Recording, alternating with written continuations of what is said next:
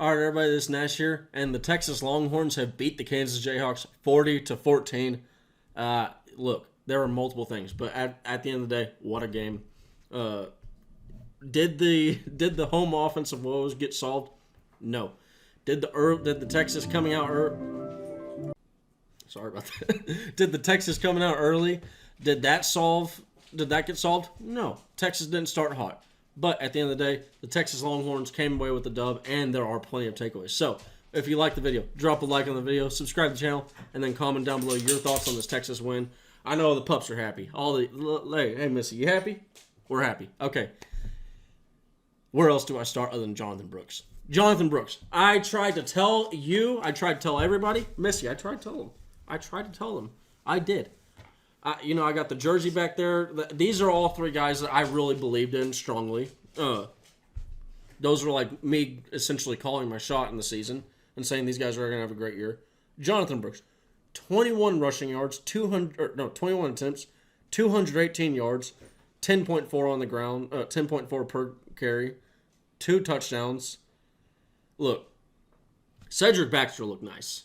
There were multiple times where Cedric Baxter it was like, ooh, hey. That's fun. That's going to be fun for Texas. But he's just not getting the yardage. It's 15 carries for 67 yards, 4.5 per carry. Is that bad? No. Is it great? No. But when you got a guy rushing for 10.4 yards per carry, what are you doing, Sark? Seriously, what are you doing? I want to know the thought process behind. I understand, guy's tired and all that stuff. At the end of the day, cool. Why was he in for first and second downs and you have Jonathan Brooks running on for third down? Why is Jonathan Brooks not on for first, second, and third down? Why? He's clearly the best football player on the field today on offense. I mean, for both teams, there's no doubt in that. There was actually a point where it was Jonathan Brooks had probably the same amount of yards or was just underneath the same amount of yards that Quinn Ewers had passing. You don't see that in the year 2023 often. Jonathan Brooks, amazing day. Adonai Mitchell, 10 receptions, 141 yards through the air. We almost had two 100-yard receivers. Xavier Worthy, 7 receptions, 93 yards.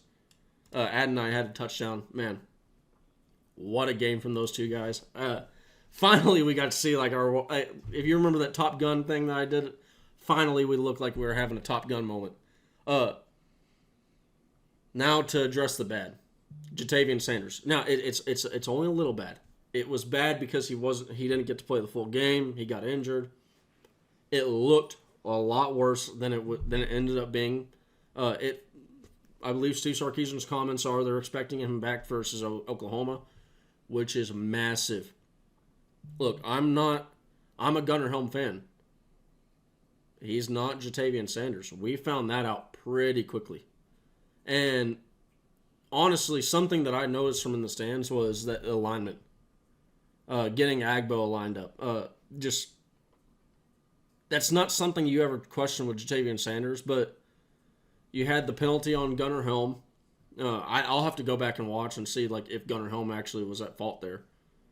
He could have been completely not at fault, but it's just these were things that you never had to question with a healthy Ja'Tavion Sanders, but once that happened, I mean, you immediately saw Helm was moving Agbo around some of the plays before the snap.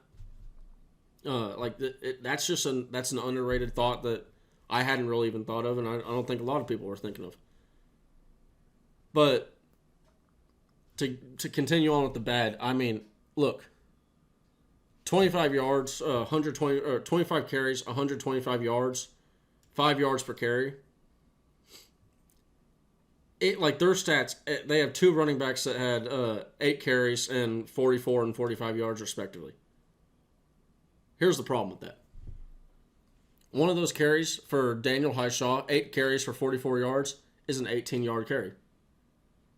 Okay? One of those carries for Devin Neal is 8 carries for 45 yards, 1 carry, 26 yards. This is the third time in a row now that we've seen Texas come out. Not third time in a row, but it's been 3 games now that we've seen Texas come out and just be. There's no other way to say it than piss poor on the run defense. There's no way to say it. I'm one of the guys that's been pounding the table about how strong this run defense is. I'm going to be one of the most critical too. You cannot have this good of a run defense and struggle early on. You can't. It's going to come back to bite us if we continue to let this happen. If you let a good running back, like a Jonathan Brooks level running back, which that's a pretty high level, I'm going to say that right now. But if you let him do that early on, that's a problem. We need a consistent game. It shouldn't take getting smacked in the face to wake up and say, "Oh man, I got to do better." It shouldn't take these things. But at the end of the day, it is right now. But to go to the defensive side, we're already on the defensive side, but tackles for loss. Jahdae Barron and Jaylan Ford, only 3 tackles for loss. Michael Taff in there. Michael Taff is 1 tackle, is a tackle for loss. So, like to see that. This is our first sackless game. We weren't getting a lot of pressure. Hold on, I'll say this. Jason Bean was running around a lot. So it's kind of, were we getting pressure? Was he already leaving the pocket before the pressure ever got there? You can decide for your own. But every play video, that'll be for you to decide.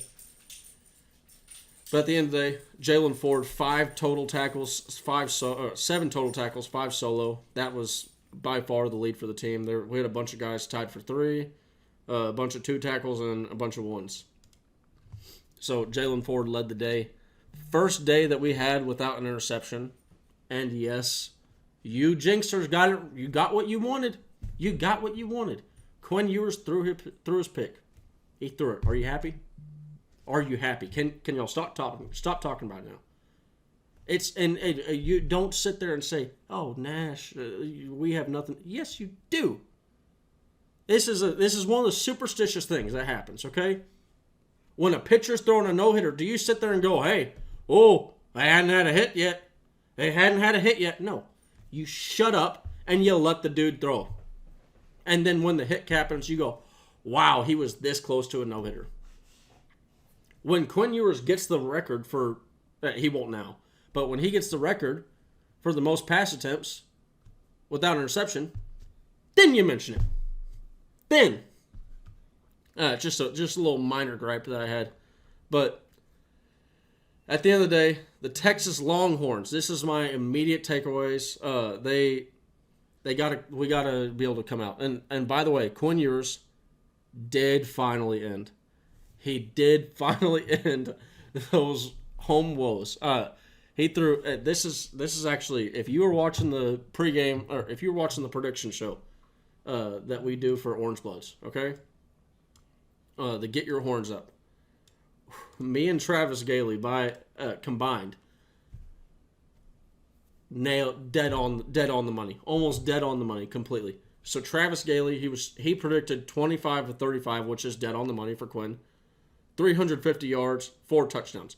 Now I knew that we were dead on when I was going through, and I didn't remember that off the top of my head. But what I did was I remembered I did 25 divided by 35. I was like, whoa. I remember chastising that completion percentage because I was, giving Travis a bunch of crap saying, "Hey, you got the same. You just copied my numbers because you got the same completion percentage down to it's down the entire decimal point is the same for us." But I did get the completion percentage right, 20 for 28, 325 yards. Quinn had 325 yards passing. I said 3 touchdowns as in 3 touchdowns passing. That didn't happen. 1 interception. I did predict that. I knew this was coming. 35 rushing yards, 5 rushing yards. 5 short. I did have 1 touchdown. He had 2 touchdowns. So, hey, look, your boy Nash, he was pretty close. Now, we're going to ignore the fact that at best I can do 5 for 5 against the spread. But at the end of the day, such is life of against the spread better. First touchdown, Xavier Worthy. That didn't happen. Jonathan Brooks. I had Jonathan Brooks getting 20 carries, 145 yards. 1 touchdown through the ground, 35 receiving yards, 1 touchdown through the air. That didn't happen, but I was pretty close to the yardage on both sides. I was probably about as close as anybody get to the yardage for Jonathan Brooks against Kansas. But, yeah. So, the Texas Longhorns, they walk out with the win, 40-14. Over under on how many times you'll hear Texas is 5-0 for the first time since 2009. Probably every single YouTube channel out there on Texas, every single media spot, probably about 25. Probably about 25. 25 different people you hear it from. And they'll be acting like, hey, first time you heard this stat, this hasn't happened. And so what we will end it off on is, did you know that Steve Sarkisian has never had a season without a 1,000-yard rusher? Couple things. One, doesn't look like it's going to be in anytime soon. And two, this is the first you've heard it, folks. Hook 'em!